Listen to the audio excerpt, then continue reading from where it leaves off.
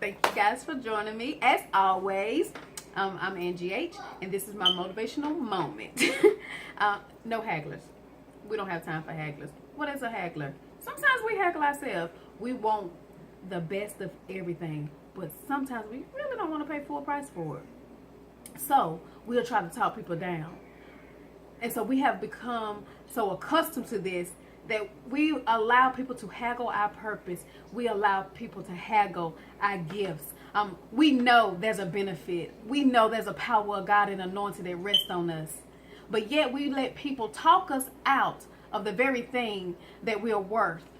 Because it's a benefit to them to be connected to you, but they really don't want to pay full price in it. And because we have a need to be accepted or wanted, or we want our gifts to be used, that we allow people to haggle us and bring us down from that very purpose. Well, in Matthew 18, and starting around verse 23, we hear about the servant that owed his master 10,000 talents. And so the master began to have pity on him. See, he was going to sell him. He was going to sell him because he needed to pay that debt. But if we look at verse 25, and it says, and because he could not pay, his master ordered him to be sold with his wife and his children and everything that he possessed, and the payment to be made. 26, so the attendant fell on his knees, begging him, have patience with me, I will pay you everything. Verse 27, and his master's heart was moved with compassion, and he released him and forgave him. But then around verse 28, but then the same attendant, as he went out, found one of the fellow attendants who owed him 100 denarii. And he caught him by the throat and said, pay me what you owe. So his fellow attendant fell down and begged him, give me time, I will pay you all. Verse 30, but he was unwilling, and he ordered him to be paid. He ordered him to be sent to the prison until he can pay his debt. Now right here, he couldn't pay what he owed the master. But the master showed grace. He turned right around. And that same man that just received grace and didn't have to pay his debt wanted full payment for everything that he was owed from somebody else. So we allow people to haggle us down in our purpose and in our gifts and in our talents. And then they turn around and take everything that we have given them, we have sold into them, we have fed them. They take that very thing out into the world and make double off of it. So people will use you in your gifting. They will use you to create this masterpiece. They will use your purpose, and then they will go make double the money that you charge them, because they had haggled you out of your gifting. But yet they want full payment when they turn around and do the same thing. So I wanted to encourage you today, stop haggling your anointing. Stop allowing people to haggle your purpose.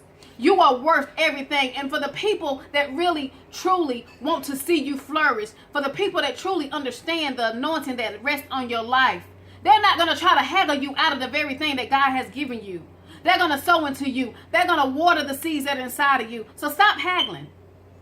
Stop selling yourself short. Stop forfeiting everything that you are worth because you want to be accepted. We have this need to be used. We have this need to be seen. We have this need to be accepted. So we will take whatever somebody is giving us because we have forgotten our total worth. We have forgot what we was worth to God. We forgot that our gifts and our anointing come with much fruit. So you forfeiting the fruit that you bear because you want somebody to use you. God is going to send the people that need you, and they're going to pay everything that you're worth. So stop haggling your gifts away and stop allowing people to talk you down from the very anointing that rests in your life. Because there's a time such as this that there is need of you. And it doesn't matter what other people think. It doesn't matter what people feel that you're worth, because they're going to want what they're due. They're going to use everything that you got to get to where they need to get to. And once they get there, they're going to charge. And they may overcharge. But the point is that they haggled you out of your anointing to get to where they need to go. They use you as a stepping stone to get to that place in purpose. And because because of the compassion that's in your heart, because you was moved to compassion, because they talked you out of it. See, a haggler is very good at it. They can give you a side story. Oh, their soul is weary. They can give you all these things to get you to come down on your price. And once you do, then they're going to jack the prices up for the next person. Don't be a haggler and don't haggle your anointing. Don't forfeit your anointing. Don't give your gifting away. Who needs you will be there. Who deserves you will show up. If you only touch one person, that's more than enough. Don't be the servant in Matthew 18. Stop haggling away your anointing just to be seen. Popularity is not winning any souls. Popularity is not increasing your relationship with God. Don't haggle away your talents just to be seen.